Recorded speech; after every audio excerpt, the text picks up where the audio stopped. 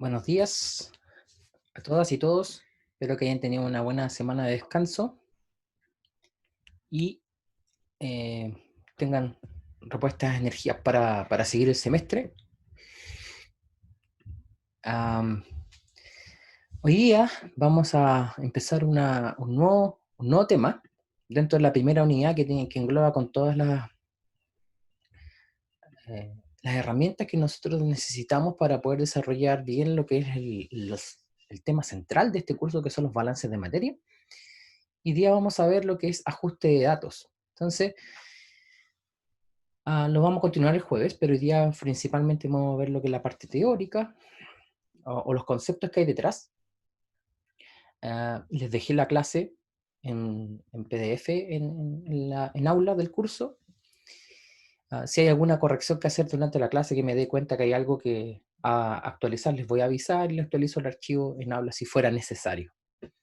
Lo importante es que hoy día van a conocer nuevas cosas, nuevos conceptos, y no necesariamente van a ser la primera y única vez que lo van a ver, sino que van a ser conceptos, y se los voy a mencionar en su momento, que van a ver a lo largo de toda su formación profesional como ingenieros de procesos. Así es que vamos adelante. Les voy a compartir la presentación. Recuerden que siempre terminamos con un juego Kahoot para que luego estén atentos a eso también. ¿Ya?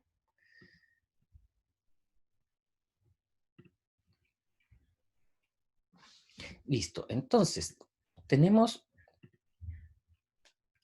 este tema que es muy interesante en sí. Hay gente que se dedica a investigar a partir de modelos y ajustar parámetros para esos modelos, o lo usa como una herramienta dentro de su investigación. Particularmente yo lo hago en mi investigación también, así es que es una herramienta que posiblemente ustedes van a poder usar transversalmente en distintas cosas que les toque dedicarse profesionalmente. Así es que no es la idea que hoy día se aprendan esto, sino que hoy día es el primer paso de muchas de estas cosas, pero sí hay una metodología básica que vamos a aprender entre hoy y el jueves, y ustedes, en la medida que lo practiquen bastante, digamos, se enfrentan a distintos problemas y hacen la ayudantía, y luego va a venir su taller el viernes acerca de esto, eh, y que lo sigan usando en forma periódica y sistemática, eh, cada vez lo van a hacer mejor, ¿ya? Porque todo lo que se refiere a lo que rodea los balances en materia en sí, lo que más necesita uno es práctica y enfrentarse a problemas y resolverlos una y otra vez, ¿ya? Vamos. En la clase de hoy, la idea es identificar datos físicos de tabla. Significa que cuando me presentan datos, yo tengo que identificar ciertas cosas. Conceptos como variable independiente y variable dependiente, que a lo mejor ustedes ya lo están asociados a esos conceptos, o sea, ustedes los asocian, mejor dicho, con ciertas áreas del conocimiento. Posiblemente ahora lo van a ver desde otro punto de vista, y la idea es que también sea el puntapié inicial para que dentro del ámbito de la ingeniería de procesos, la ingeniería química, ustedes también aprendan a identificar variables dependientes e independientes en una tabla de datos, un set de datos, una base de datos, como quieran llamarle, y de lo cual estamos llenos en la ingeniería de procesos. Así es que todo lo que hoy día vamos a ver eh, es una herramienta, no es un fin, es una herramienta para poder lograr otras cosas que son interesantes en este ámbito. Luego, interpolar y extrapolar desde datos tabulados, eh, concepto muy importante que se los adelanto, que la extrapolación siempre vamos a tener que tener cuidado del modelo que estemos usando. Aparece la palabra modelo, que vamos a definir hoy día, porque la extrapolación, muchas veces cuando estos modelos solamente se obtuvieron a partir de un set de datos muy pequeño, muy poca información, es muy complicado extrapolarlos, porque posiblemente nos estaremos equivocando en esa predicción. Predicción, otra palabra interesante para esto. Y luego ajustar modelos de regresión utilizando herramientas estadísticas simples, que se las voy a mencionar al final, ¿ya? Muy importante en este tema de ajuste de datos que ustedes tengan un dominio mínimo de Excel. Así que aquellas personas que no están familiarizadas para nada con Excel, los invito a que empiecen a meterse y escarbar un poquito. Pueden encontrar tutoriales de lo que sea en YouTube. Así es que si alguien tiene alguna duda de cosas desde lo más básico hasta cosas más complejas en Excel, siempre hay alguien que está enseñando en la web. Entonces, primero, como nosotros vamos a trabajar con datos o vamos a interpretar datos, tenemos que saber qué es lo que es un dato. Entonces, hay una definición que tiene que ver con la etimología de la palabra, de dónde viene datos. Entonces, del latín datum, que significa lo que se da, en realidad es una información. Los datos en sí entregan mucha información. Lo importante es que uno de esas información lo transforme en un mensaje o interprete esa información para algo útil, ¿ya? Pero los datos están ahí. Y si los datos fueron obtenidos de una manera correcta, que tiene que ver con la metodología que uno usa, etcétera, pero si los datos uno los ve y encuentra que son razonables o que tienen coherencia, nosotros vamos a trabajar con esos datos. Es información pura y dura, por decirlo así. ¿Ya? Entonces, esta información de algo concreto nos va a permitir entonces que nosotros podamos, aparte de interpretar, vamos a tomar decisiones respecto a eso. Y esa interpretación está hecha para tomar una decisión, para hacer una acción que nos permita eh, elaborar, transformar algo. Entonces, en sí, los datos también pueden ser una representación simbólica de algo. Y esto generalmente, nosotros nos van a presentar los datos como números. Números con alguna unidad relevante, que también nos va a dar el sentido de lo que estamos leyendo. Si leemos solamente números, no sabemos a qué se refiere. Siempre va acompañado con, entre comillas, el apellido, que sería, por ejemplo, la unidad respectiva, alguna dimensión, etcétera. Pero también podemos encontrar datos en forma simbólica o de letras y cosas por el estilo que, dependiendo del área que estemos trabajando, no necesariamente o estrictamente van a ser números. El 90% de los casos van a ser números, pero la idea es que con esta información uno pueda tomar decisiones porque esa decisión va a ser cualitativa o cuantitativa. O sea, si son números, uno siempre puede tener alguna, ah, agregar una conclusión que se transforme en un número también, no solamente en una idea o en un mensaje. ¿Ya? En el caso nuestro de ingeniería de procesos, nos referimos a que vamos a tener datos asociados a fenómenos. Usted tiene un curso que se llama Fenómeno de Transporte en nuestra malla, y un curso que es muy interesante desde el punto de vista metodológico de los balances. Usted aprende en este curso, en este caso particularmente conmigo este semestre, tienen los balances en materia, la primera parte, pero en fenómenos vuelven a revisitar los balances, pero desde otro punto de vista. Y ahí la idea es volver a esto, que los datos que nos proporciona algún experimento nos van a permitir entender qué está sucediendo, pero a la vez el modelo también nos va a ayudar. ¿Alguien me quiere preguntar algo? Escucho un micrófono. Bueno, vamos. Entonces, ¿para qué necesitamos los datos? Entonces vamos a tener un experimento, cualquiera. El experimento más simple, más complejo, en un ambiente, un laboratorio, generalmente tiene control de las variables, el control de las cosas. Uno fija ciertas cosas, dice esto es constante, esto va a variar, etcétera, pero uno tiene un experimento, uno lo diseña. Ustedes también tienen un curso en la mañana para diseñar experimentos y lo van a aprender en algún momento. Pero supongamos que alguien hizo un experimento y generó ciertos datos. Entonces esos datos nos representan un sistema real. Sistema, vamos, desde el punto de vista general, tiene que ver con una zona del universo que uno aísla para poder estudiarlo, ¿ya? La definición formal para balances lo vamos a hacer más adelante, pero el sistema en general, hay una porción del universo que uno quiere estudiar y lo delimita de forma artificial o imaginaria con una frontera para saber qué es lo que está entrando a esa frontera, qué es lo que sale a esa frontera, ¿no es cierto? Entonces, pero tenemos un sistema real, se generan datos que nos dicen, mira, esto está pasando acá y se representa con ciertos números, con ciertas unidades, dependiendo de lo que estemos estudiando. Pero nosotros nos hemos dado cuenta a lo largo de la historia que los sistemas son muy complejos. Entonces, hemos tratado de idealizarlos o de alguna manera modelarlos para poder entenderlos mejor y simplificar ciertas cosas que todavía nos pueden ayudar a interpretar lo que sucede. Por lo tanto, nosotros generamos un sistema modelo en paralelo que va a representar el sistema real. Y las herramientas más usadas o las que hemos desarrollado a lo largo de la historia como entes pensantes, nosotros hemos tratado de asociar números a esto. Y estos números generalmente se transforman en este modelo. ¿Qué es lo que es un modelo? Así, a grandes rasgos, lo podemos imaginar o lo podemos pensar como un grupo de ecuaciones, por ejemplo. Y ustedes tienen todas las herramientas matemáticas para poder entender ese grupo de ecuaciones. Por algo ustedes se pasan 2 años, al menos, en la universidad con distintos cursos de matemáticas, ¿de acuerdo? Que nos dan las herramientas para estudiar estos modelos que pueden ser muy simples. Una recta, por ejemplo, que se genera un modelo, una ecuación con una recta, los datos se parecen mucho a una recta, por lo tanto, ahí hay un modelo, o pueden ser modelos muy complejos también.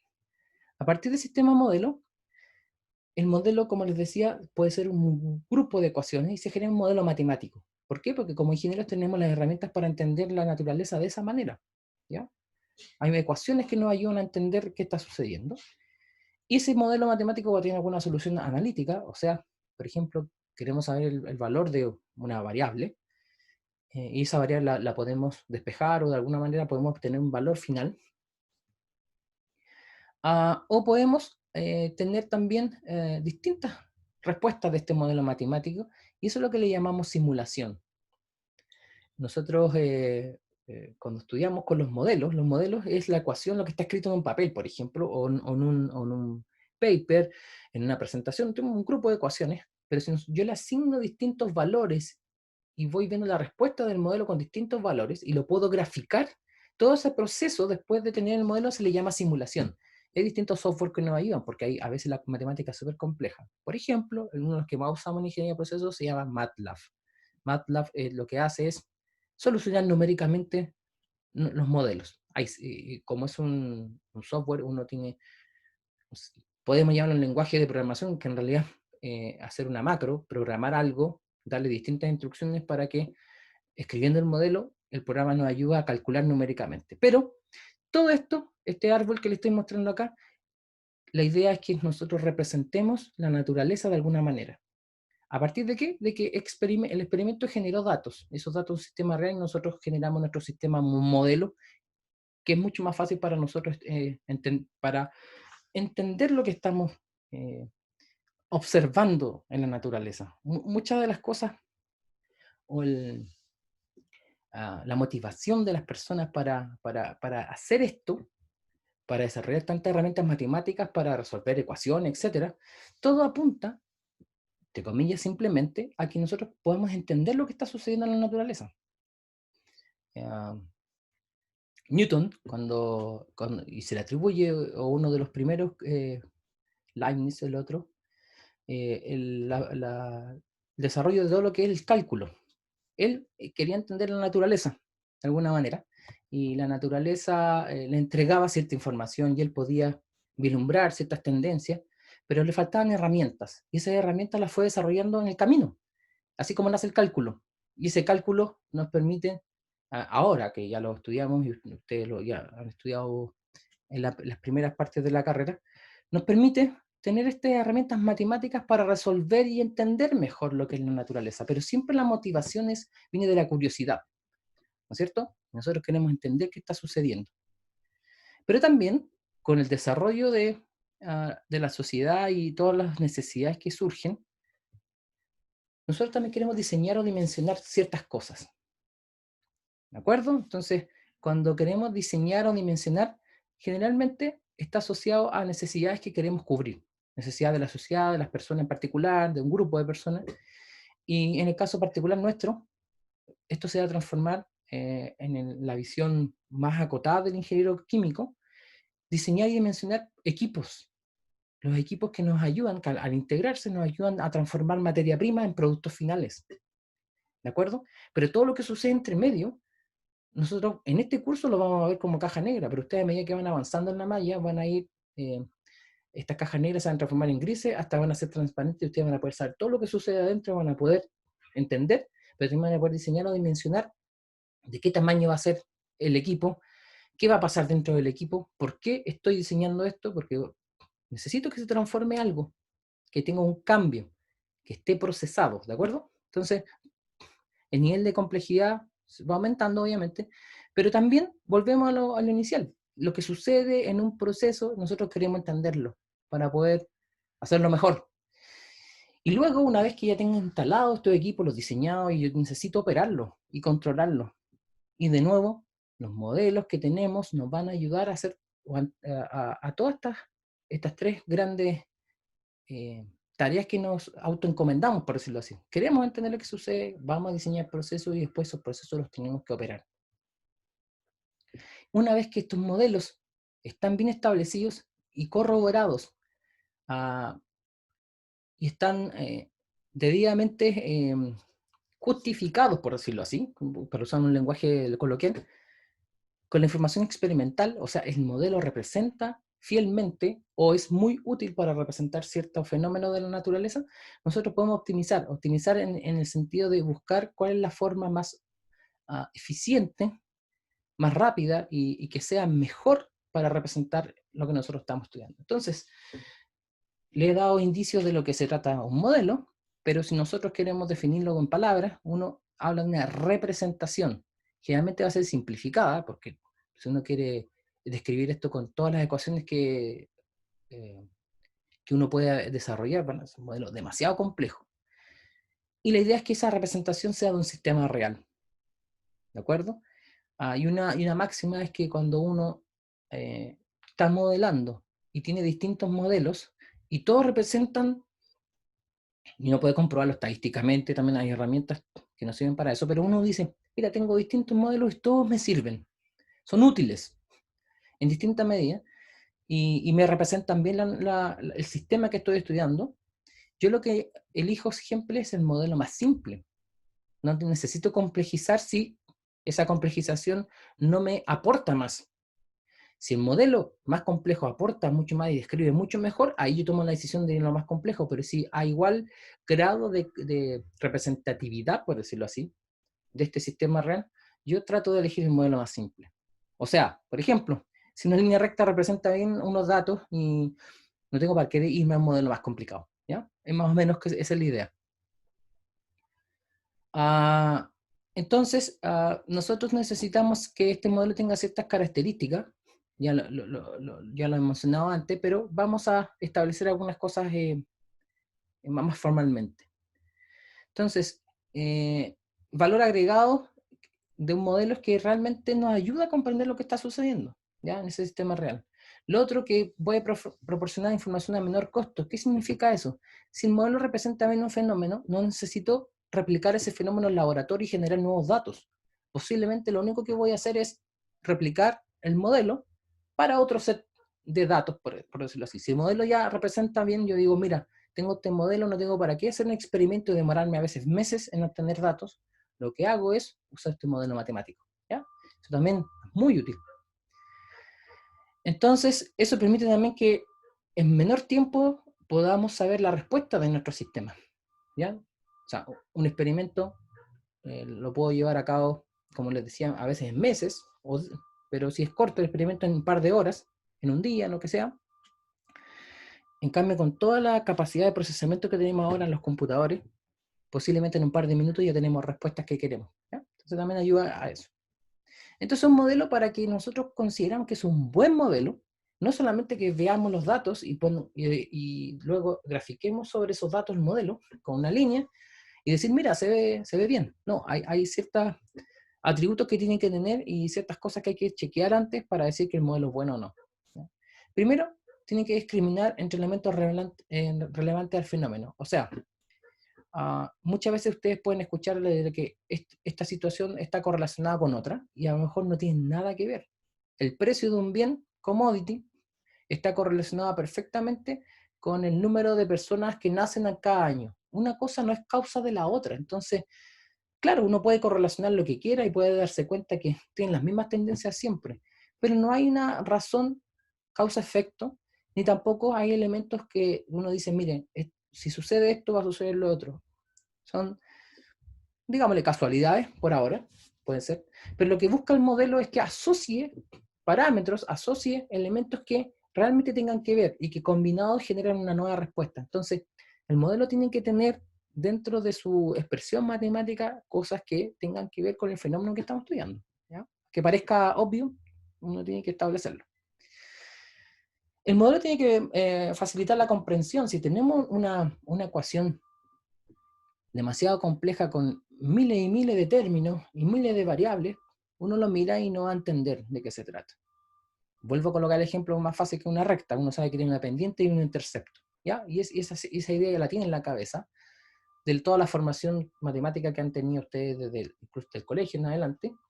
Entonces, uno sabe, comprende, si la pendiente es positiva, sabe que cómo es la inclinación de la línea, y si la pendiente es negativa, también sabe cómo es la inclinación. Entonces, hay una imagen también, y nuevamente tiene que ver con las veces que ustedes se han visto expuestos a ese tipo de funciones. Si yo les hablo de una función, una serie de Taylor, a lo mejor les va a costar un poquito más entender cómo se expande esa serie, porque lo vieron en la universidad y ya un poquito más complejo. ¿Ya? La idea es que obviamente representa el sistema que modela, tiene que ver con la precisión, y eso se chequea con herramientas estadísticas. Lo que les ya decía antes, ojalá que esto se enseñe en términos de recursos, costos, no solamente si me refiero a costo en dinero, sino a costo en tiempo. Si ese modelo, ante dos modelos que representan bastante bien en el fenómeno, yo elijo el más simple porque también me voy a demorar menos en simularlo, en generar respuestas con un computador, por ejemplo. Excel es una herramienta súper buena y la herramienta base para poder simular.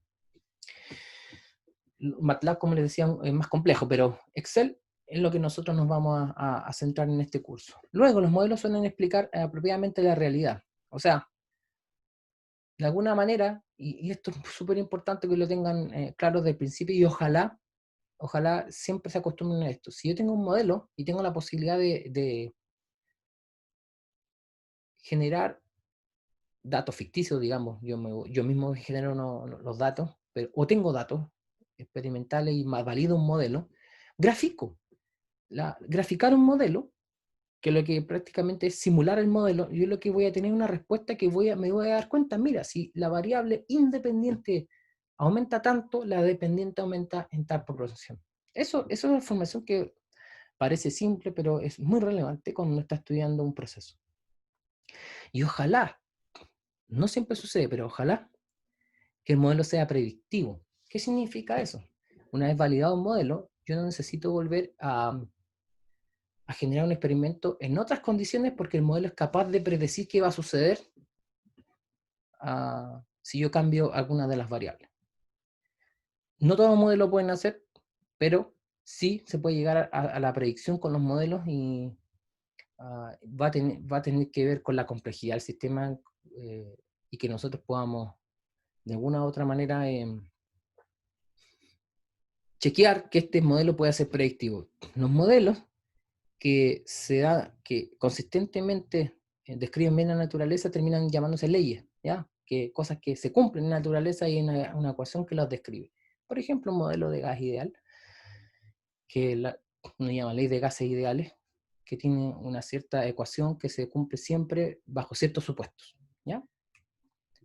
Lo cual también se aplica a cualquier modelo. Tenemos que tener ciertos supuestos, etc. Ya vamos a llegar a eso. Entonces, el modelo debe explicar las observaciones y predecir los casos desconocidos. Eso es lo que estamos buscando. Recuerden, el modelo, si está validado, nos va a ayudar a ahorrar mucho tiempo. No vamos a necesitar seguir experimentando cuando el modelo ya está describiendo bien el fenómeno, usamos el modelo. Nuevamente, es mucho más fácil con todos los recursos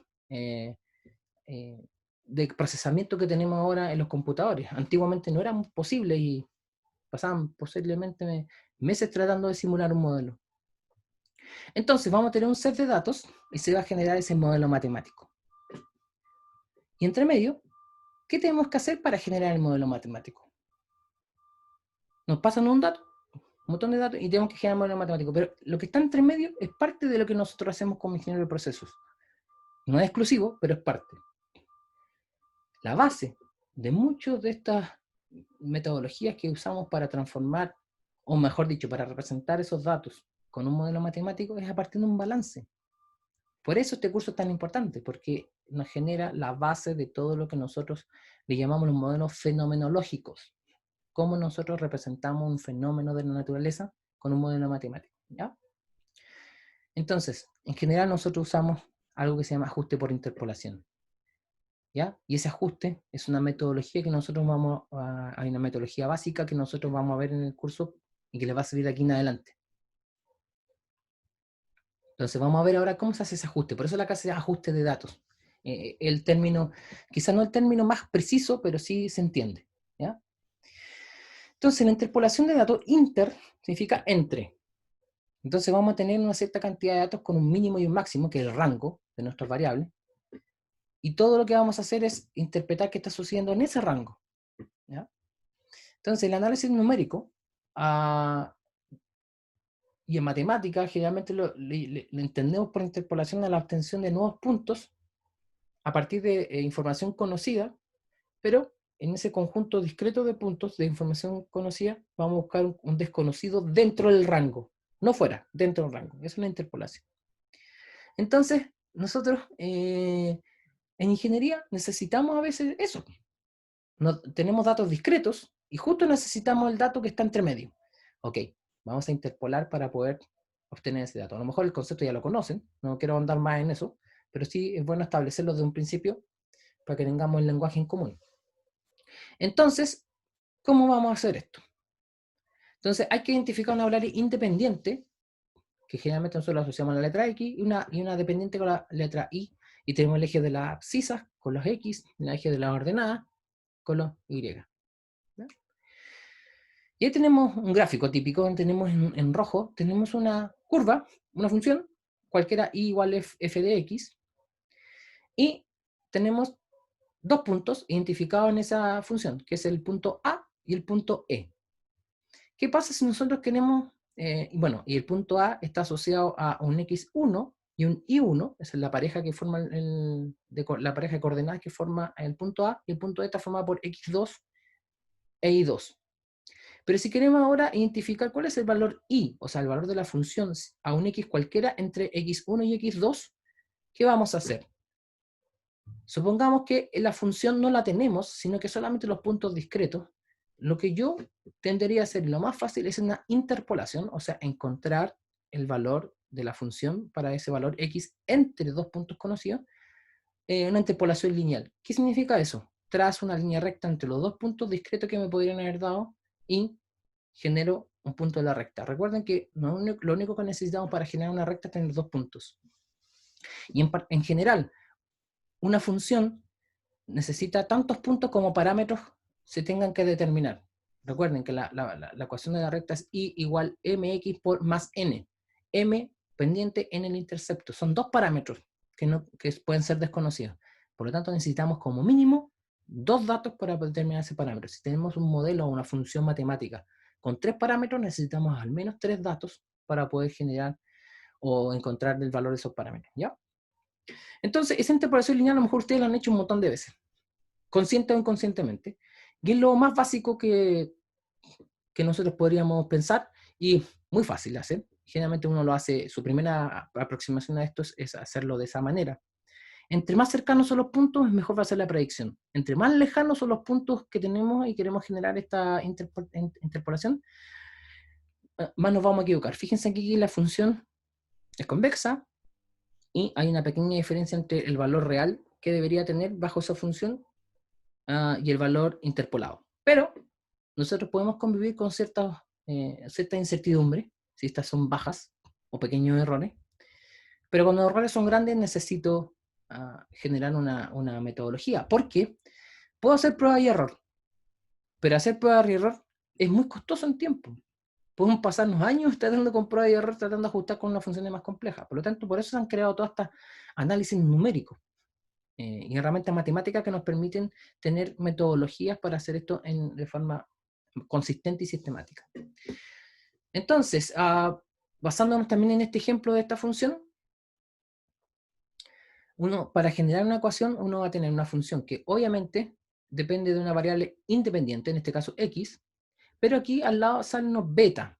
Beta como una notación genérica para hablar de que puede haber un montón, uno, dos, tres y muchos parámetros que están asociados a la variable x. Por ejemplo, cuando tiene una ecuación de la recta, de nuevo, uno tiene y igual mx más n, pero cuando uno tiene una ecuación de una función cuadrática, la forma general es y igual ax cuadrado más bx X más C, donde ese beta representa ese A, B y C, que son los parámetros de esa función cuadrática. Entonces, el modelo matemático siempre tiene asociado una variable independiente para describir la dependiente, pero para esa descripción necesita un montón de parámetros que nosotros necesitamos determinar. ¿Qué valor tienen esos parámetros? Eso es lo que necesitamos. Lamentablemente, no siempre tenemos la información que o una idea de cuál es la función que se parece a la tendencia de los datos. A veces las funciones son complicadas. Otras veces es evidente la tendencia. Miren, esto se parece a una parábola. Uno inmediatamente ve los datos graficados y dice, se parece a una parábola. Pero si se parece a algo que no conocemos, hay que investigar y ver qué modelo sirve. O simplemente tratar de describirlo con el modelo con muchos parámetros. A lo mejor no va a ser tan útil, pero sí vamos a lograr una descripción de los datos. Entonces, hay una descripción fenomenológica y otra descripción que le llamamos empírica, o sea, podemos ajustar la función que queramos en el fondo. Pero, para ser útil, ese es el punto. Entonces, haciendo una aproximación de Taylor les nombré antes es la aproximación de una serie de las más usadas, y esa serie finalmente, cuando trunca la serie, el segundo término, uno finalmente puede obtener la ecuación de la recta. O sea, la ecuación de la recta es un caso particular de una serie de términos. Y en este caso, el modelo es más simple, el que nos puede entregar. Entonces, si no conocemos el modelo, puede ser una serie de Taylor al infinito, la trunca uno en el tercer, cuatro, quinto parámetro, lo que sea, y va a tener un modelo muy complejo. Pero va a poder ajustar, quizás. Entonces, para dos puntos cercanos, sabemos que, como les decía, si tenemos un modelo como la línea recta que tiene parámetros m y n, dos parámetros, necesitamos al menos dos puntos, el punto A y E, y vamos a poder interpretar que la ecuación de la recta cumple que I1 va a ser igual a una pendiente por x1 más n, pero también sabemos que I2 es igual a una pendiente por x2 más n. Y aquí este valor aproximadamente es porque elegimos a priori que la serie de Taylor nos podía representar esto truncada en algún término. ¿Ya? Entonces, si los puntos son cercanos, nosotros podríamos hacer eso. ¿Y qué tenemos acá? Un sistema de ecuación, dos ecuaciones con dos incógnitas. Sabemos de lo básico del sistema de ecuaciones que podemos resolver el sistema de ecuaciones y encontrar los valores de m y n. ¿Qué es lo que queremos hacer? Entonces, ahí tenemos una solución. Y si se fijan, la ecuación de la recta está basada en información experimental que ya teníamos, o datos. O sea, la pareja de coordenadas x1 y 1 y x2 y 2. Todo funciona, o esa es la forma de funcionar. Damos el ejemplo con la recta porque es más fácil y ustedes están todos familiarizados con eso. Pasa lo mismo con cualquier otro modelo. Vamos a generar los parámetros a partir de información conocida. ¿Ya? Entonces tenemos una ecuación, en general una ecuación de la recta, donde si asignamos distintos valores a x, que es nuestra variable independiente, vamos a tener una respuesta y vamos a generar valores de la función o el valor de y. En este caso es la variable dependiente. X e y son variables ciegas, por decirlo así. O sea, podemos tener aquí, por ejemplo, cómo influye la temperatura un flujo de una corriente. Temperatura, muy importante en los balances de energía que ustedes van a ver más adelante en termodinámica, pero llevémoslo a un ejemplo más nuestro. ¿Cómo afecta en la composición de una corriente? ¿Cómo afecta a la composición de uno de los componentes? ¿De acuerdo? Composición global, composición individual. Son cosas que vamos a ver y nos van a servir este tipo de herramientas. De nuevo, el modelo de línea recta nos ayuda a entender más fácilmente esto porque es algo que estamos todos muy familiarizados. ¿Ya? Si tienen alguna pregunta, recuerden, lo hacen por el chat o interrumpen nomás, no hay ningún problema. Y aquí viene un problema. Todo lo que hablamos antes era un set de datos que vamos a tratar de interpolar, o sea, encontrar una información desconocida dentro del rango de la información que tenemos. Pero ¿qué pasa si nos salimos del rango y queremos extrapolar? ¿Cuál es el problema de extrapolar? Fíjense, aquí tienen datos, asumiendo que el eje de las abscisas es una variable independiente y la eje de la ordenada una variable dependiente. Tenemos datos en los puntos rojos. A priori uno dice, mira, esto se parece a una parábola o a una función cuadrática, y nos dan datos en el rango 0,5 para la variable independiente. Y luego nos dicen, ¿qué pasa con la función cuando ahora la variable independiente vale o tiene un valor 7? Va a seguir la tendencia a la baja aquí, pendiente negativa esta zona, y vamos a llegar a un valor que sea negativo para la función, o esta función luego de llegar a 0 va a volver a subir, va a ir a un punto de flexión y va a cambiar la pendiente, o se va a caer bruscamente o va a aumentar bruscamente. No sabemos qué sucede porque no tenemos más información experimental. Por lo tanto, cuando generemos un modelo, nosotros no podemos presumir con el modelo que generamos cuál va a ser el valor, o no vamos a poder predecir cuál es el valor, por ejemplo, aquí en este cuadrado azul. Solamente vamos a poder saber, con un modelo, a partir de estos datos, vamos a poder predecir cualquier valor desconocido dentro del rango. Y esa es una de las cosas que nosotros no podemos hacer, es extrapolar un modelo empírico. Tengo una pregunta, creo, acá en el chat. Una pregunta súper buena, me dicen si la interpolación puede ser no lineal. Claramente. Estoy dando el ejemplo de la interpolación lineal solamente porque es más simple y estamos familiarizados, pero en ese mismo ejemplo anterior, si tú quieres hacer una interpolación con una función cuadrática, lo puedes hacer perfectamente. El punto es que si tú quieres hacer una interpolación cuadrática, necesitas 3 puntos, porque la ecuación general de una función cuadrática tiene 3 parámetros: a multiplicando al x cuadrado, b al x y c, que es la constante, ¿ya? Se puede perfectamente, ustedes pueden elegir incluso un parámetro, una función de grado 10, pero necesitan 10 datos, y aparte van a complejizar la matemática más allá de lo que necesitan, ¿ya? Nos vamos a, entre comillas, equivocar poco si usamos un modelo lineal, si los puntos o la información que es donde estamos haciendo una interpolación son cercanos. Miren, en este mismo ejemplo de que estoy dándole la precaución cuando uno tiene que extrapolar, que no se puede hacer si uno tiene un modelo matemático en el rango de datos que tenemos. Pero fíjense, si nosotros, a ver, déjenme marcar en la pantalla. Piensen ustedes que tomamos, chuta, déjenme cambiar el color para que no se confunda. Si ustedes toman este punto que estoy marcando ahí alrededor con azul, con ese, y trazan una recta, no se van a equivocar mucho. Y son puntos adyacentes, ¿no es cierto? Pero ¿qué pasa si hubiera tomado este mismo punto inicial con este de acá? Y hago la recta. Claramente, ya estoy viendo los datos, no lo haría, pero claramente no se puede porque me voy a equivocar mucho, quizás voy a predecir algo que está como acá al medio, y me he equivocado en todo eso, porque la tendencia en esa zona no era lineal, era cuadrático. Entonces, ahí sí me hubiera servido, es más conveniente, una función distinta porque tengo información de eso. Entonces, si los puntos están adyacentes, la interpolación lineal generalmente uno la prefiere porque es simple y no nos vamos a equivocar tanto.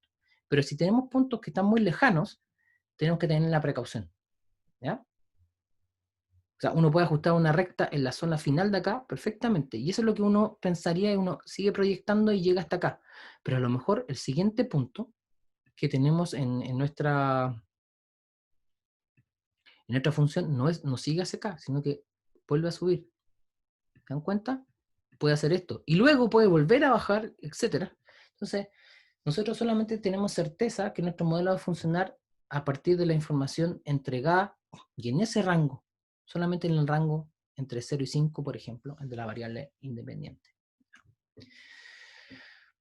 Bueno, ahí está la explicación matemática y todo lo que le estoy diciendo. Entonces, precaución, cuando extrapolamos, solamente tenemos que, no lo podemos hacer, podemos interpolar solamente dentro del rango de las variables de la cual tenemos información, que tenemos datos. Extrapolar no lo deberíamos hacer. O sea, ustedes lo pueden hacer, pero se pueden equivocar. Voy a decir la palabra groseramente, o sea, usado en el sentido de que abiertamente sé que me puedo equivocar y lo sigo haciendo, ya, no hay que hacer de esa manera, ¿ya? ¿De acuerdo? Ya, extrapolar es muy complejo. Y cuando uno extrapola, porque ya no tiene más información, no tiene otro modelo que hacerlo, uno sabe que se puede estar equivocando y toma ese riesgo, ¿ya? Pero obviamente, en lo teórico no hay problema, pero cuando uno quiere llevar esto a la práctica y va a extrapolar un modelo, puede ser que la respuesta sea distinta y uno puede meter la pata, por decirlo así. O sea, está en un proceso, lo están controlando y se le echa a perder el proceso, se para el proceso, etc. Entonces, ojo con eso.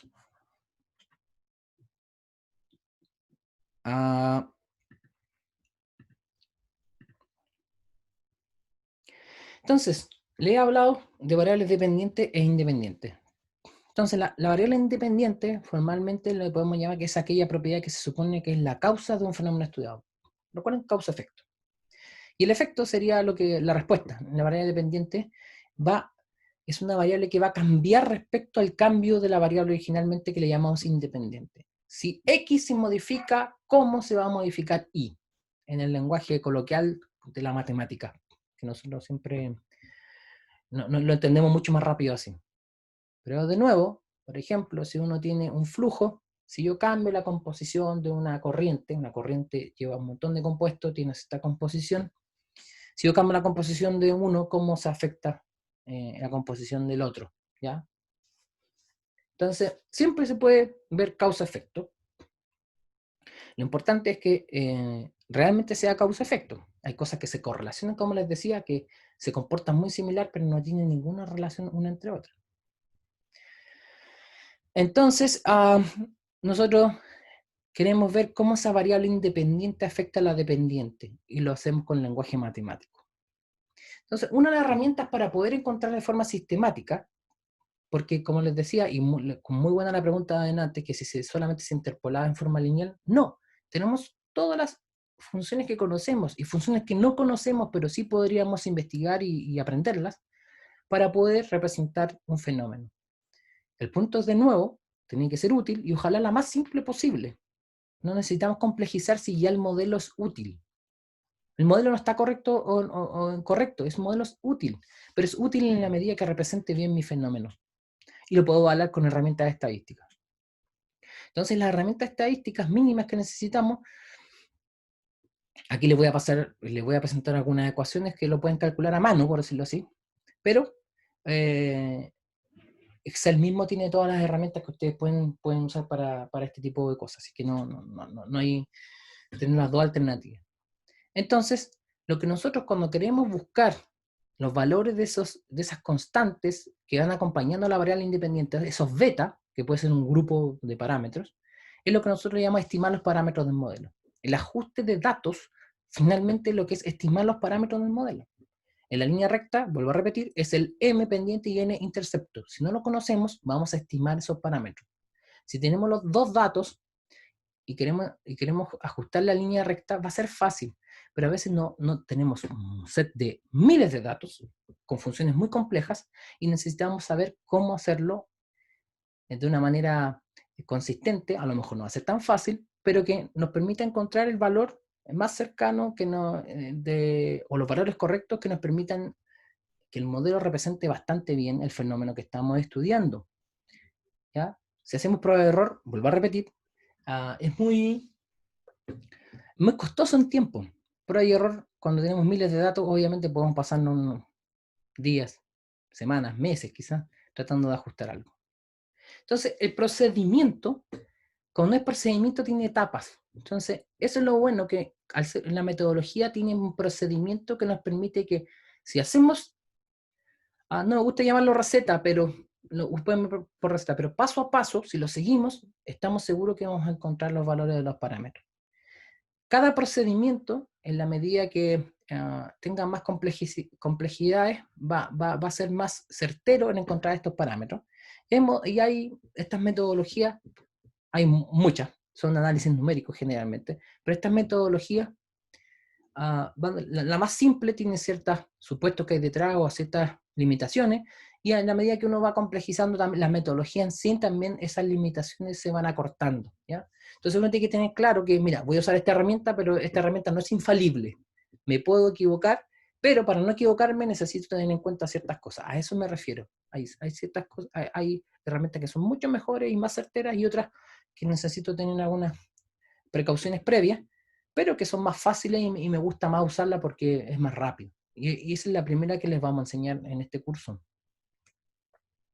Entonces, como les decía antes, necesitamos al menos para poder hacer el ajuste de datos, o sea, estimar los parámetros de un modelo, necesitamos al menos el mismo número de puntos de datos que el número de parámetros que tenga un modelo. ¿Ya? Entonces, aquí viene un concepto que puede parecer un poquito descolgado de lo que estamos hablando, pero que es importante porque nosotros nos vamos a encontrar cuando hagamos el ajuste de parámetros que al graficar los datos con el modelo, posiblemente uno dice, mira, se comporta igual, pero está como corrido, está desfasado. O mira, en esta zona el modelo lo representa muy bien, en otra zona lo representa mal. Entonces, acordarnos, no sé si alguien alguna vez tuvo el dilema o le preguntaron qué es lo que era precisión y qué es lo que era exactitud. Pero aquí tenemos una matriz que nos va a aclarar la situación y tiene que ver con cuando nos refiramos a un modelo si es preciso o exacto. ¿Ya? Primero visualmente y luego corroborado con herramientas estadísticas. Entonces, cuando algo es poco exacto y poco preciso, o sea, la precisión es baja, la exactitud es baja, vamos a ver una situación como esa, donde podemos interpretar que la zona central es donde nosotros queremos apuntarle, o sea, es el valor correcto. Entonces, primero que todo, nada le apunta al valor correcto, pero a la vez están muy dispersos. ¿De acuerdo? Entonces, pregunta para ustedes. Sigue ahora. Si yo que tengo una alta exactitud y una baja precisión, ¿cómo se vería ¿cómo se este arco o estos círculos concéntricos? Los puntitos, ¿en qué zona deberían estar? ¿Van a estar dispersos? ¿Van a estar muy juntos? ¿Van a estar al medio? ¿O van a estar lejos del medio? A ver, ¿quién puede aportar una? Dispersos en el centro, dice una persona, igual de dispersos, pero al medio. Ok, entonces, muy bien, muy bien. Entonces, la exactitud tiene que ver con que yo le voy a apuntar al valor correcto. La precisión tiene que ver con que yo soy capaz de apuntarle siempre en el mismo valor. Entonces, esto típicamente sucede con instrumentos que no son de buena calidad.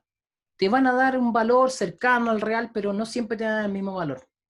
Y eso tiene que... Uy, sorry.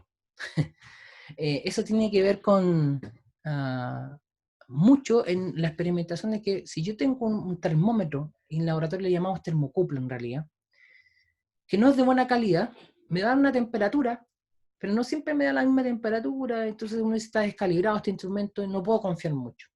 ¿Ya? Pero para tener buena información tenemos que tener buenos instrumentos también.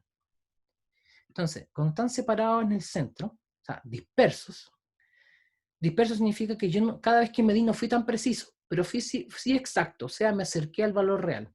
Cuando tengo una alta precisión, los datos están muy juntitos, siempre me dan el valor, eso se llama la repetitividad de los datos, y yo soy capaz de siempre de obtener el mismo valor, pero lamentablemente este valor no es el real. Aquí cuando dice que el instrumento está descalibrado. El mismo ejemplo de una termocupla que no me dio una temperatura, me dice, siempre me da el mismo valor, pero ¿sabes que no es el valor real? Y se equivoca siempre en 5 grados Celsius, por ejemplo. ¿Ya? ¿A qué queremos apuntar nosotros? Es al último caso que la precisión y exactitud son altas. Un modelo puede ser de la misma manera y ojalá siempre nos dé de forma consistente y repetitiva el mismo valor y que ese valor sea el correcto, o sea, el valor preciso. Mira, usé la palabra preciso como lo usamos coloquialmente, pero en realidad hay una combinación de exactitud y precisión. Entonces, exacto tiene que ver con que yo estoy cerca o le estoy apuntando al valor correcto, y preciso es que cada vez que yo mido, siempre tengo el mismo valor. ¿Ya? Pasa lo mismo con los modelos. Entonces, cuando tengo un modelo, ojalá sea preciso, ojalá sea exacto, y no lo usemos, ya técnicamente no lo usemos como sinónimo, sino que ya sabemos de qué se refiere. ¿Ya? Acuérdense, esta matriz siempre les va a ayudar a recordar de qué se trata cada una de esas cosas. Entonces, la regresión lineal es la forma más fácil de empezar con esto del ajuste de datos y estimar los parámetros, que ya implícitamente se los he mostrado con el modelo de la ecuación de la línea, de la recta. Pero también hay un concepto de ruido, y tiene que ver con los instrumentos que nosotros estamos, y la precisión que puede tener un instrumento. Entonces, aquí viene el instrumento, ¿cuál es el adecuado? Y eso aquí yo le estoy diciendo, ¿se mide directamente la temperatura ambiental con un termómetro? No, porque el termómetro lo que está hecho precisamente para medir la temperatura de un cuerpo que tiene una temperatura un poco más alta que la ambiental y no es capaz, no tiene sensibilidad de dar una respuesta rápida ante cambios pequeños de temperatura.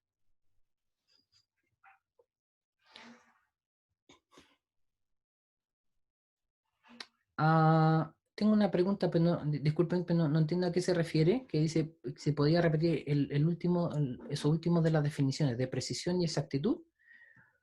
A ver, exactitud tiene que ver con que yo soy capaz de apuntarle el valor correcto, y precisión es que cada vez que yo mido, me dé siempre el mismo valor, no está disperso, ¿ya? Precisión tiene que ver con la repetitividad de algo, reproducibilidad también se le llama, yo siempre soy capaz de reproducir el mismo valor, pero la exactitud tiene que ver con que yo le estoy apuntando el valor real. O sea, hay casos que es típico que cuando está descalibrado un instrumento en el laboratorio, está midiendo siempre lo mismo, o sea, tiene una alta precisión, pero estoy lejos del valor real, pero no es exacto, ¿ya? El grado de precisión de un instrumento tiene que ver con que yo en forma repetitiva y consistente siempre tengo el mismo valor. Eso. Ya, muy bien. Y ahora vamos a lo de ruido.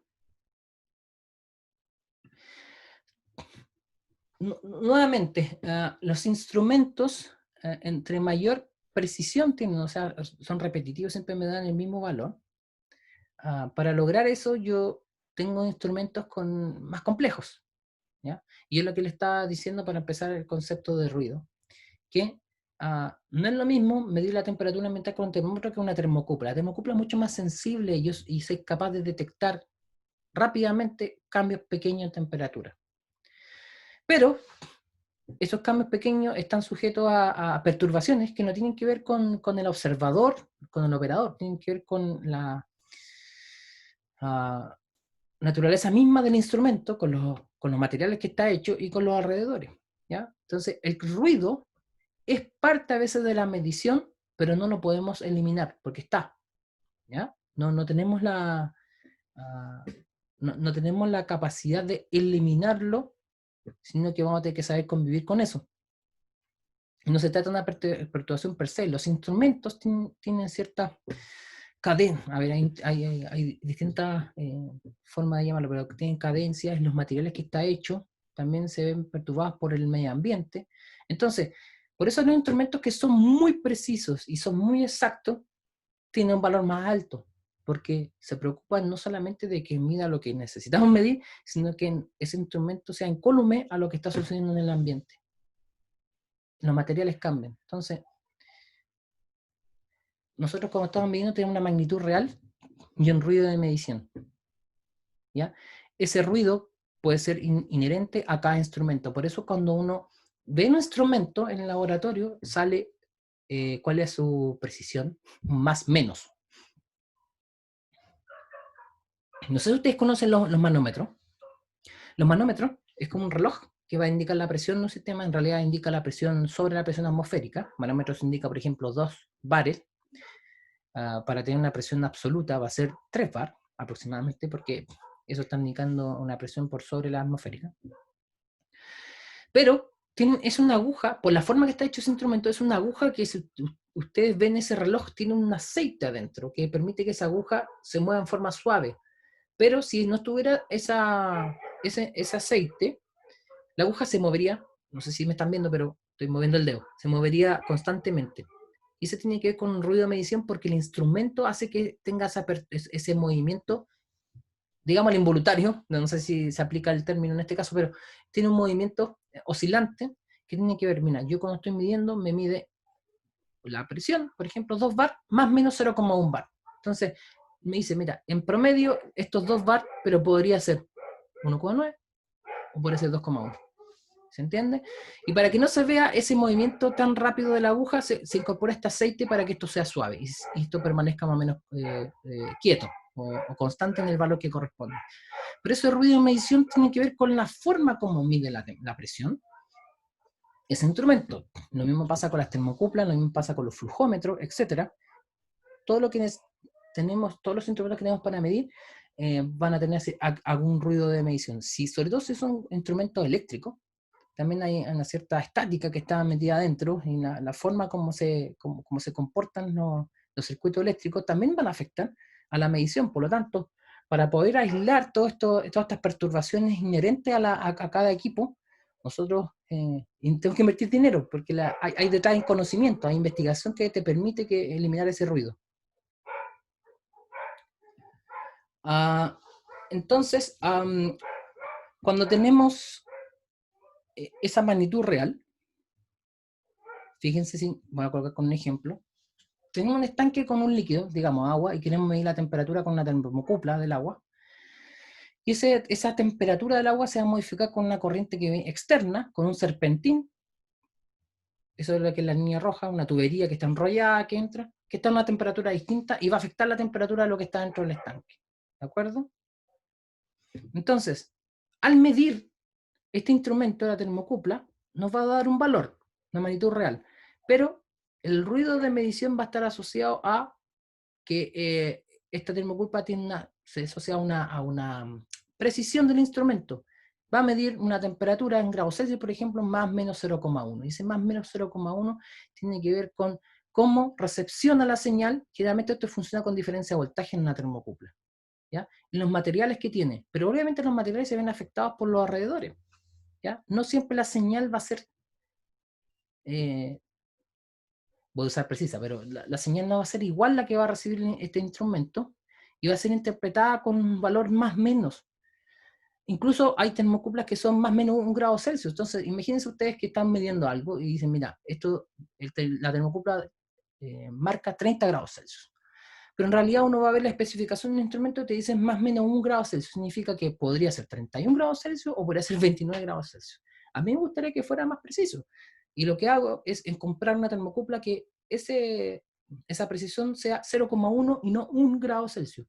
Por lo tanto, cuando marca 30 grados Celsius, en realidad va a ser 30,1 o 29,9. Y ya con eso ya me siento conforme. Porque yo necesito detectar. Entonces, en nuestra necesidad, nosotros usamos el instrumento que sea con mayor o menor precisión. Pero de nuevo, el ruido está asociado con el error inherente del instrumento, y ese instrumento de mejor calidad menor ruido va a tener, ¿ya? No tiene que ver con una perturbación externa, tiene que ver con los mismos materiales en este caso, o tiene que ver con que no es capaz de captar lo que necesitamos con la precisión que nosotros necesitamos, ¿ya? Nuevamente, tienen que ver los materiales, tienen que ver cómo está construido el instrumento y el grado de precisión que nosotros queremos. Si nosotros no nos molesta tener una precisión de más o menos 1 grado Celsius, usamos eso y la diferencia puede estar en el doble, el triple en el precio, ¿ya? De nuevo, el ruido no es una perturbación externa, sino que es inherente a cada una de las mediciones que tenemos. Miren, aquí me dicen que si el ruido es como un error experimental. Es una muy buena pregunta, muy buena pregunta. ¿Saben por qué? Porque hay un concepto, no es hace tan poco, pero hace 10 años atrás en adelante, hay mucha gente que se dedica a esto de medir errores. Trató de cambiar el lenguaje. Y en vez de errores le llama incertidumbre. Y hay un análisis de incertidumbre de los datos. Fíjense que a mí me ha tocado, cuando me ha tocado investigar usando equipos que necesitan medir temperatura, presión y estos instrumentos, y necesitaban instrumentos buenos, me ha tocado analizar el error sistemático y el error cómo se propaga. Porque si ustedes están midiendo solamente la temperatura no hay problema, pero si a partir de la temperatura ustedes necesitan medir otras cosas que dependen de la temperatura, se va propagando, entre comillas le llaman el error, la incertidumbre. Por ejemplo, si yo quiero medir una concentración, depende del volumen de esto. ¿Qué tan preciso es el volumen como yo lo puedo medir? Depende de la temperatura, depende de la presión. Y hay 3 variables. Si yo las combino de forma adecuada, yo digo, mira, el valor final que tengo va a cambiar respecto a este parámetro o a esta variable, respecto a esta otra. Si yo genero un dato, yo tengo que poner el más menos. Ese más menos, como si a ustedes les toca ver, no está diciendo cuál es la incertidumbre de ese dato. Ese dato en promedio fue ese valor, pero el más menos no va a indicar qué tan preciso fui al momento de medir. Y tiene que ver con los instrumentos, y yo tengo que convivir con eso. Entonces, cuando le decimos error experimental, sí, se puede interpretar como eso. Lo que pasa es que el error experimental uno lo asocia al observador o al operario, ¿ya? Un error, y el error experimental lleva errores en datos. En cambio, cuando uno ha sido consistente en su metodología y cualquier persona la puede replicar y les da los mismos resultados, el otro lo llamamos error inherente. Ya no depende del observador ni del experimentador, solamente depende de los instrumentos que uno tiene. Entonces, el error inherente puede llevar incluso a que cuando nos entreguen un dato, uno dice más o menos 30%.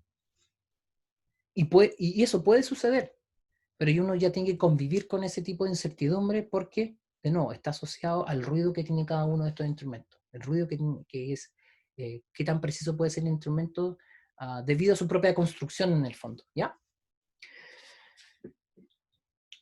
Entonces, ¿qué sucede con este ruido?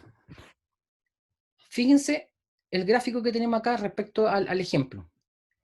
Hay un flujo de una corriente de un líquido que está a una temperatura distinta a lo que está en el recipiente y va a afectar la temperatura del líquido que está en el recipiente. Entonces, el flujo va a aumentar, pero fíjense, aumenta el flujo, ahí tiene una temperatura inicial, aumenta la temperatura, pero la siguiente baja, después vuelve a subir y después baja nuevamente, etc. Entonces, ¿a qué se debe que en algunos momentos aumente la temperatura y otros baja? Tiene que ver con la precisión del instrumento, y ese es el ruido. No vamos a poder modificar eso, a menos que modifiquemos el instrumento. Entonces, pero si se fijan, hay una tendencia, hay una banda que nos indica que si yo aumento el flujo, la temperatura va a aumentar en el recipiente, en general. Entonces, ¿qué es lo que necesito yo? Bueno, ahí está la pregunta que les planteaba. ¿Qué es lo que necesito yo para que eso sea distinto? Fíjense que nosotros podemos pasar una línea recta. Mire, fíjense, si yo digo, mira, esto se parece a una línea recta, y lo que voy a hacer es, mira, trazarla aquí. Pero va a venir otra persona y va a decir, ¿sabes qué? A mí me parece que esta es la línea recta. Y va a venir una tercera persona que va a decir, ¿sabes qué? Esa no es la línea que yo creo que va acá, esta línea yo creo que va acá. ¿Quién tiene razón?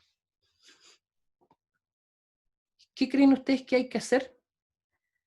Uno ve una tendencia lineal, y ya sabemos que las diferencias que hay en las temperaturas tienen que ver con el instrumento que tenemos, y tenemos que saber convivir con eso. ¿Qué harían ustedes en este caso?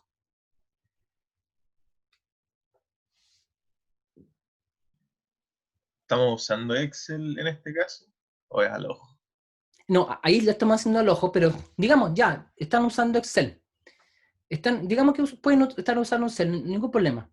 Pero distintas personas encontraron distintas. Entonces, ¿qué creen ustedes que hay que hacer para que todos lleguemos al mismo resultado? ¿Cuál es el objetivo que tenemos que perseguir para encontrar, mira, este sí es el modelo que representa mejor?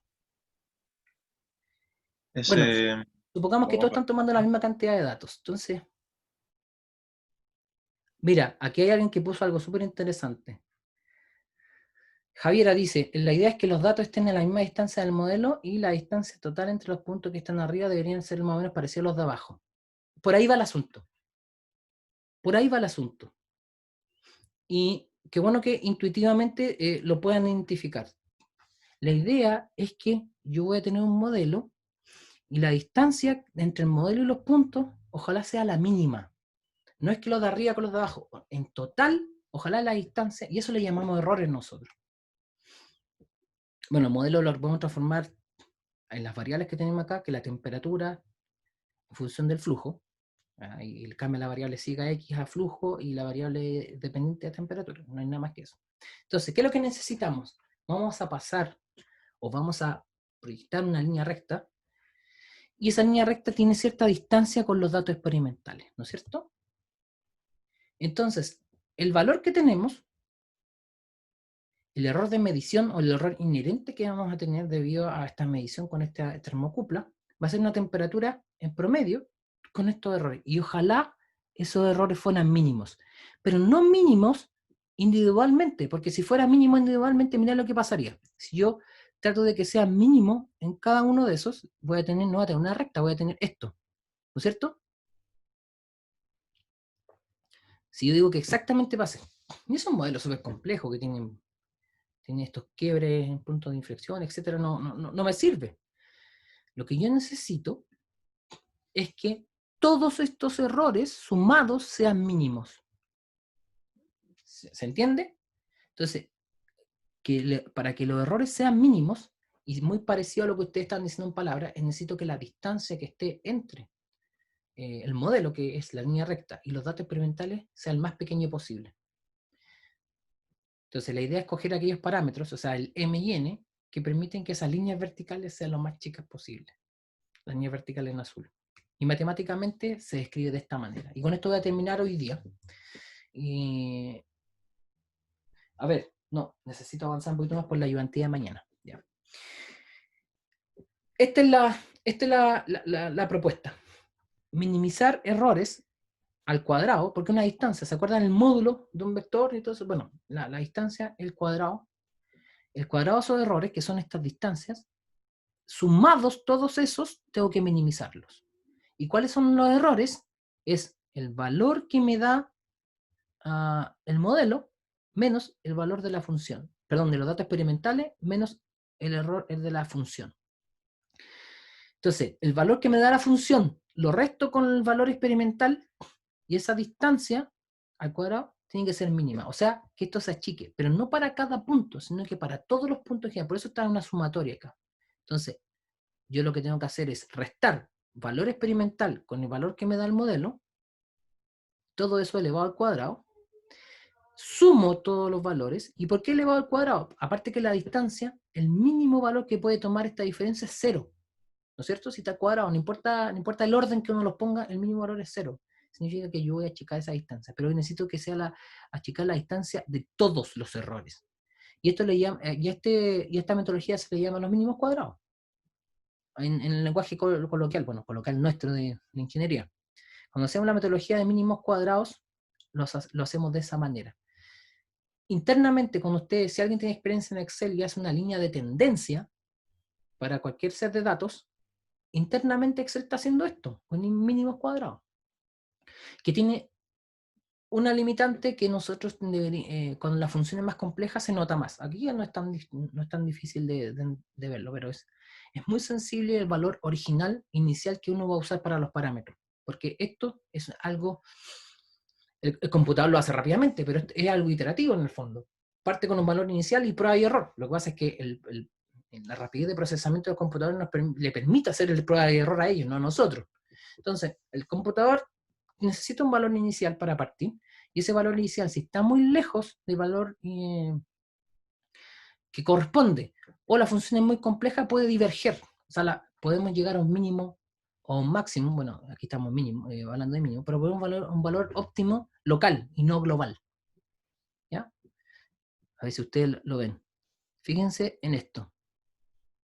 Una función de ese tipo, si yo quiero encontrar este mínimo global, pero yo parto acá, en esta zona donde tengo la X, lo más probable es que si yo elijo un valor ahí, esta metodología me encuentre ese mínimo, y es un mínimo local. Entonces, es sensible esto a que tengamos un valor que sea cercano al mínimo global, o para que converja en el fondo. Si yo hubiera elegido acá, claramente se me va a ir acá, al valor real. Entonces, esa es una de las debilidades de esta metodología, pero es la más simple y la más efectiva, y la que nos sirve a nosotros para balance de materia, porque no solamente vamos a ajustar funciones a datos, sino también vamos a resolver sistemas de ecuaciones con esta metodología. Y van a darse cuenta que Excel va a desplazar cualquier otra herramienta de cálculo que ustedes tengan. Generalmente uno va a usar Excel para todo. ¿Ya? Déjenme cambiar la página. Los elementos estadísticos que nos van a permitir decir, mira, el modelo funciona bien o es bueno, nosotros vamos a generar esta regresión. O sea, regresión lineal significa encontrar los parámetros de la línea recta que nos permiten ajustar un set de datos. Primero está el coeficiente de determinación, que refleja la bondad de ajuste. O sea, de alguna u otra manera, este R cuadrado lo entrega directamente Excel. Nosotros lo podemos calcular, pero Excel también lo entrega. Si está cercano a 1, significa, mira, mi modelo representa bastante bien los datos. Entonces nos da una idea de la calidad del modelo, o cuánto están, en qué proporción explican los datos experimentales. Entonces nosotros lo podemos de nuevo, Excel nos entrega eso directamente, pero podemos nosotros calcularlo. El R cuadrado, el coeficiente de determinación, lo podemos determinar como 1 menos el cociente entre la deviación, en realidad la varianza del error dividido por la varianza de los valores experimentales. O la desviación estándar elevado al cuadrado dividido por la desviación estándar elevado al cuadrado. ¿Cómo se calculan eso? Ahí estamos. La varianza se calcula como 1 partido por n, el número de datos que tenemos, menos 1, multiplicado por la sumatoria de el valor promedio con el valor experimental. O sea, tenemos todos los valores experimentales individuales y tenemos que restarle el valor promedio y elevarlo al cuadrado. Bueno, ahí calculamos la varianza y el valor promedio en promedio aritmético solamente. Entonces, podemos hacerlo a mano también. Lo que pasa es que si tenemos 1000 datos, hacerlo a mano, nos vamos a tardar un ratito. Entonces, pero si tenemos Excel y necesitamos y calculamos con esta fórmula matemática que aparece acá, posiblemente va a ser más fácil. Y mucho más fácil si tenemos la herramienta directamente de Excel cuando uno hace línea de tendencia que incluya el R cuadrado o coeficiente de determinación. Y es la primera herramienta que usamos. No es la única, es necesaria, pero no es suficiente. Hay otras cosas que necesitamos determinar para decir, ¿saben qué? Necesitamos otro elemento estadística para corroborar que nuestro modelo sea bueno. Pero esta es la primera. Aquí en el recordar sale entre paréntesis sin interrogación, porque no sé si ustedes están viendo por primera vez o ya lo habían visto antes. Pero ahí está la expresión matemática para determinar varianza y el promedio, que nos va a permitir a su vez determinar el coeficiente de determinación. Entonces, hay un coeficiente de correlación de Pearson. Búsquenlo, que a veces se confunde, tiene algo que ver con esto. Entonces, hay otra forma también, otra metodología que no tiene que ver con que necesitamos un modelo no lineal para encontrar los valores de los parámetros, y nos vamos a complicar la vida. En algunas circunstancias no tenemos otra forma de hacerlo, pero hay modelos no lineales que se pueden linealizar. ¿De acuerdo? Y estos tienen que ver cuando son modelos que tienen exponentes, etc. Generalmente lo que uno que hace es aplicar un logaritmo, y por propiedad de logaritmo, si se acuerdan, el exponente pasa a ser un factor. ¿Ya? Entonces, la linealización es llevar un modelo no lineal a uno lineal. No se puede hacer con todas las funciones, no se puede hacer con todos los modelos matemáticos, pero hay muchos que sí se pueden. ¿Ya? Y ya una vez teniendo linealizado esto, uno puede hacer el ajuste a mano, o pedirle a Excel que es la línea de tendencia, pues una línea, pero el ajuste lineal, que es el más fácil, hacer la regresión lineal, como quieren. Entonces, en el ajuste de datos, que es lo que vamos a ver propiamente tal la próxima clase, para realizar este ajuste de datos, podemos ver datos de esta manera. ¿Cuál es la variable dependiente y la independiente? Una temperatura y una presión de vapor, que está en Torricelli. Torricelli, ¿a qué es equivalente en presión?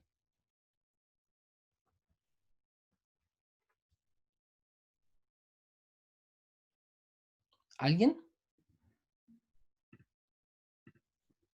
Bien, perfecto. En realidad, más que 760 milímetros de mercurio, el Torricelli es lo mismo. Si tenemos 760 Torricelli, tenemos 760 milímetros de mercurio. ¿Ya? Entonces la presión de vapor dice 17,5 milímetros de mercurio. Si se fijan, son presiones bien bajitas. Súper bajas las que hay acá. Pero presión de vapor, ¿qué significa eso? Que a esa temperatura, 20 grados Celsius, el fluido que está, aquí no nos están diciendo que fluido es, pero el compuesto, para que cambie de fase, tiene que tener esa presión. Y en general, la presión de vapor, que es la presión en la cual cambia de fase un compuesto, depende de la temperatura. La presión de vapor del agua a 100 grados Celsius es una atmósfera. ¿Se entiende? O sea, así, para que el agua cambie de fase a 100 grados Celsius, necesita estar a una atmósfera, o si está a una atmósfera, necesita llegar a 100 grados Celsius. Pero la temperatura es la variable independiente en este caso. Entonces, si queremos ajustar algo y determinar, por ejemplo, me dicen, oye, ¿cuál es la presión de vapor a 22,5 grados? Ok, nuestra primera intención, nuestra primera idea es ver un ajuste, ni siquiera un ajuste, una interpolación lineal. ¿Pero se comporta en forma lineal estas dos variables? Eso no lo sabemos, hay que graficar primero. Entonces, hay distintos modelos que tienen que ver con la experimentación. Y yo se los voy a presentar desde ya porque estos modelos se usan en nuestra carrera, mucho en termodinámica. Que este es el modelo de Antoine y de Clapeyron. Uno tiene que ver con un modelo empírico de Antoine y Clapeyron viene de un modelo de modelos termodinámicos. ¿Ya? Uno es logaritmo en base 10, Antoine, y el otro es logaritmo en base natural. Uno tiene 3 parámetros, que es Antoine, el otro tiene 2 parámetros, que es Clapeyron.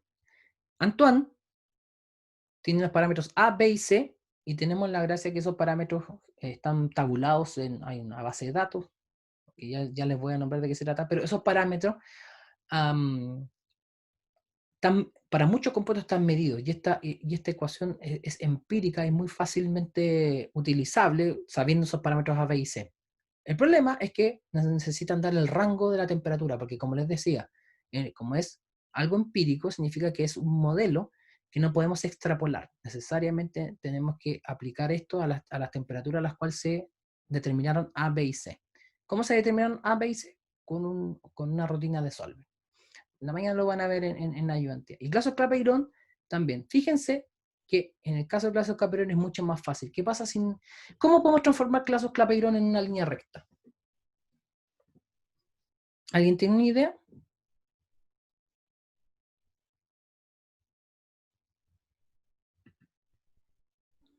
¿Qué pasa si definimos que el logaritmo de la presión de vapor todo esto sea una variable y? ¿Y qué pasa si para nosotros x es igual a 1 partido por t? Tendríamos una ecuación del tipo i igual a a' menos b' x. A priori sabemos que tiene pendiente negativa, pero ya transformamos eso en una ecuación de la recta. Eso es linealizar. No con todo se puede, pero uno puede vislumbrarlo. Por lo tanto, si nosotros somos capaces de graficar 1 partido por t como variable independiente y logaritmo de presión, nos debería dar una recta con pendiente negativa. Y ahí ya puedo encontrar en los parámetros A' y B', no hay ningún problema. Entonces, eso es la linealización. No se puede hacer con todas las funciones, pero sí, lo vamos a practicar. Pero esa es la idea. Y qué mejor que practicarlo con ecuaciones que ustedes van a usar en el futuro. El concepto de termodinámicos, de presión de vapor y presión y temperatura de ebullición, son términos también físico-químicos que son súper importantes para que nosotros describamos la materia. ¿Ya? Y tenemos a continuación, déjenme borrar lo que puse encima para que solamente de referencia. Tenemos que encontrar esos valores de parámetros. En Antoine hay 3 parámetros, A, B y C, y en Clapeyron aquí los puse con A' o B', pero son 2 parámetros. Entonces, ahí lo que yo ya les dije, y estos son los parámetros que nosotros podemos encontrar. Es información que ustedes no la necesitan ahora a priori para hacer esto. Yo les voy a entregar el A, B y C, o ustedes lo van a encontrar con un ajuste de parámetros si fuera necesario, pero si ¿sabes qué quiero saber? La presión de vapor del etanol, o alcohol, como le quieren llamar, alcohol etílico. Yo lo que voy a este sitio web, en donde yo puedo ingresar el compuesto etanol, propiedades de cambio de fase, y voy a encontrar publicado los valores de A, B y C de este modelo de Antoine para el etanol, con un rango de temperaturas, y si está en el rango que yo necesito, uso esos A, B y C para determinar la presión de vapor. Eso se determinó experimentalmente y hacer un ajuste de datos para encontrar A, B y C. Los datos sí tuvieron que hacerlo, o sea, generarlos en un experimento, ¿ya? Pero ese portal del NIST Chemistry Webbook, que aquí está el sitio web, es, para que lo sepan desde ya, es una base de datos y una interpretación de datos experimentales que es formal. O sea, si ustedes sacan un dato de este sitio web, eso es un dato formal. Es lo mismo que, es casi igual que sacarlo de un paper o de un libro. Porque ellos tabularon, como buenos gringos, que tabulan todo, tabularon información experimental que está reportada, de nuevo, en papers científicos o en libros de cada uno de los tópicos que se necesitan. Entonces, cada vez que ustedes necesitan una información formal, no tienen el libro y quieren visitar la web, este es el sitio web que ustedes deberían ir, ¿ya? Para casos Capeirón, yo les dije, se puede linealizar, y la idea es que hagamos esto para encontrar los parámetros con un modelo más complejo. Y eso vamos a practicarlo. De nuevo, es el Profe, valor. ¿Sí? si nosotros queremos buscar en esa página con otra temperatura que no nos dice, ¿cómo cambiaríamos del dato que nos dan a la temperatura que nos serviría? Ok, mira, los compuestos, cada compuesto depende de la cantidad de datos y distintas condiciones para distintos investigadores. Por ejemplo, para el etanol, si mal no recuerdo, hay como 4 estudios que están reportados porque está la referencia ahí. Por lo tanto, tú vas a encontrar 4 distintos sets de valores de A, B y C con distintos rangos de temperatura, y tú tienes que adaptarte al rango que te dan. Si tu temperatura, a pesar de que hayan distintos sets de parámetros, si tu temperatura no coincide con ninguno set de rango, lo único que te quedaría hacer para tener una estimación inicial es aquel set de parámetros que el rango de temperatura se acerca más a la tuya. No sucede muy a menudo, pero pasa. O sea, digamos, tú tienes una temperatura bien rara, digamos, menos 100 grados Celsius. Esto te lo reportan en Kelvin, pero por ejemplo, menos 100 grados Celsius. Y la más cercana, el rango más cercano, la temperatura más baja que tiene es menos 80. Entonces, ya voy a usar los parámetros de ese rango porque el que se parece más. Pero ahí tú tienes que tener la precaución de decir, mira, me puedo equivocar con estos valores. Pero no tienes otra posibilidad, a menos que vayas al laboratorio y lo midas. ¿Se entiende? Pero para los compuestos no solamente un set de parámetros. Algunos compuestos raros tienen una sola persona o un solo equipo de investigación determinó A, B y C para ese compuesto, en este modelo de Antoine. Pero compuestos como el agua tienen por lo menos 4 o 5 referencias distintas con distintos rangos de temperatura. Así es que, por lo general, los compuestos más conocidos tienen distintos rangos de temperatura en el cual ustedes lo único que necesitan es encontrar ese rango donde está la temperatura que ustedes necesitan. ¿Ya? Visítenlo. Si alguien tiene algún problema o no sabe encontrarlo, la próxima clase yo podría mostrarles, partir con esa página web y mostrarles de qué se trata. ¿Qué hora es? Miren, lo primero que vamos a tener que hacer en la próxima clase es que está muy bueno el día del Kahoot, pero lo vamos a hacer en la próxima clase porque es necesario que tengan esto para que mañana en la ayudantía practiquen. Tienen 2 ejercicios súper buenos mañana en la ayudantía.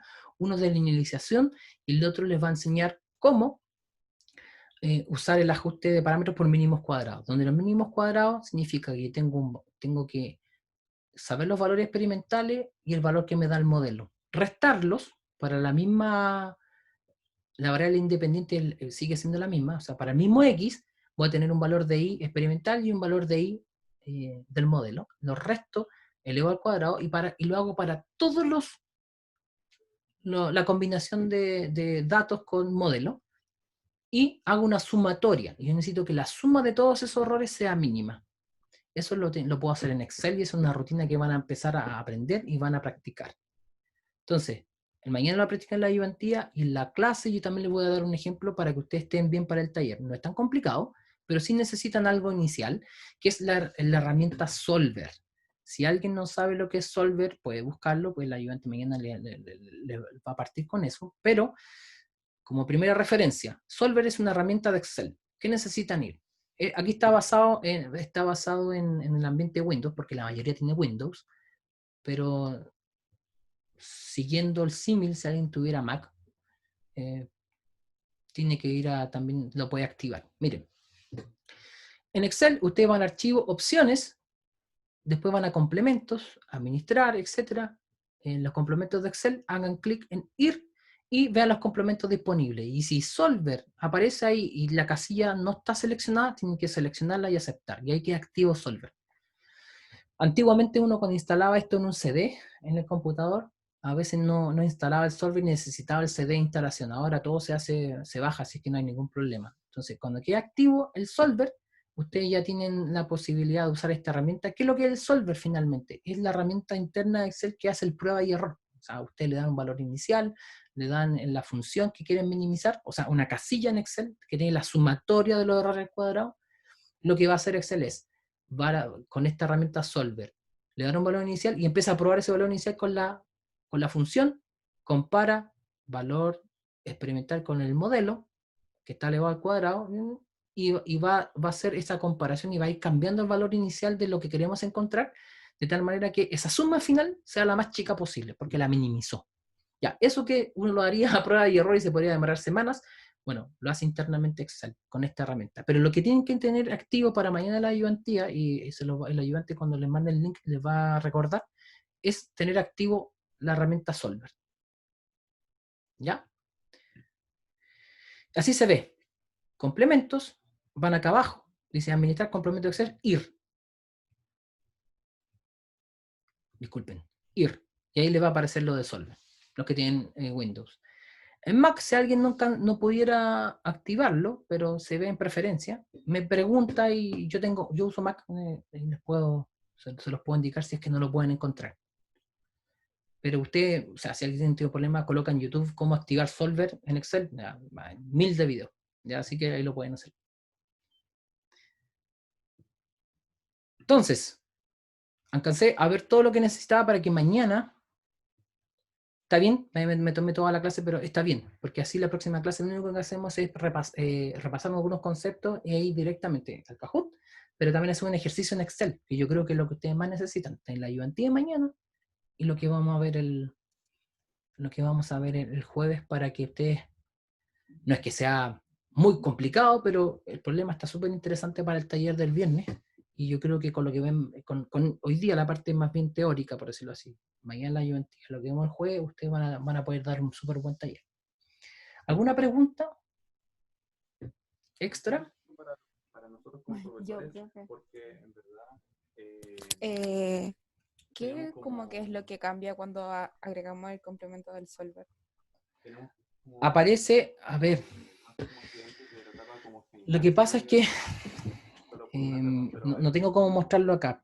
Déjenme dejar de compartir. Pucha, que tengo Mac. Entonces, pero en Windows, en la barrita de arriba de herramientas, en la zona donde dice datos, aparece dice Solver. Y eso cuando uno hace clic en Solver, aparece la rutina y un cuadrito que les va a permitir hacer, hacer eso. Sí ¿Ya? apareció. Sí, pero Es aparecen súper datos. fácil ¿Sí? en Windows. ¿Sí? ¿Vieron? O sea, Sí. si tú Cuando lo hiciste en este dice- momento, súper bien. Déjenme, mira, si alguien, yo creo que más de alguno debe tener Mac aquí en el curso, pero mire, así se ve en Mac, este es el interfaz de Excel. En Mac es distinto, no aparecen las barras de herramientas, aparecen herramientas propiamente tal y ahí aparece Solver. Tiene que aparecer.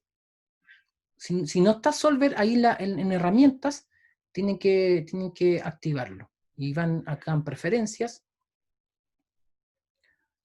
Creo que es cálculo. Ya ni me acuerdo. Esta cuestión la tengo hecha hace rato. Complementos creo que era. Chuta. Ya, ahí lo voy a buscar y se los digo si alguien tiene. En Mac no lo puede activar. Pero creo que. Ver. Yo creo que se me activó automáticamente. No me acuerdo. Ya, pero no importa. Lo voy a buscar para tenerlo. Como la mayoría tenía Windows, me acordaba perfectamente de Windows, pero de Mac, si alguien tuviera problemas, me manda un mail por último. ¿Listo? Así que lo dejamos hasta aquí. Mañana en la ayudantía activen el solver, por eso les digo, si alguien tiene problemas me escribe durante el día y ahí para que quede activo y lo puede usar mañana en la clase. Tiene en la ayudantía, tiene un ejercicio de linealización y un ejercicio donde usar solver de Excel para determinar parámetros. Vamos a hacer un ejercicio de determinación de parámetros el jueves, aparte de revisar el Kahoot, que era para hoy día, pero bien, no hay problema, un complemento solamente. Y para que queden súper bien para su taller, que no termina aquí el ajuste, o sea, el ajuste de datos propiamente tal, es algo que se evalúa, etcétera, pero la herramienta de usar Solver para determinar una variable desconocida, la vamos a usar también después para los balances de materia. Así es que es importante que esto lo vayan repasando y lo vayan ejercitando. Que tengan buen día, nos vemos, o nos conectamos, mejor dicho, el próximo jueves. Que estén bien. Chao, profe, gracias. Chao, que les vaya muy bien.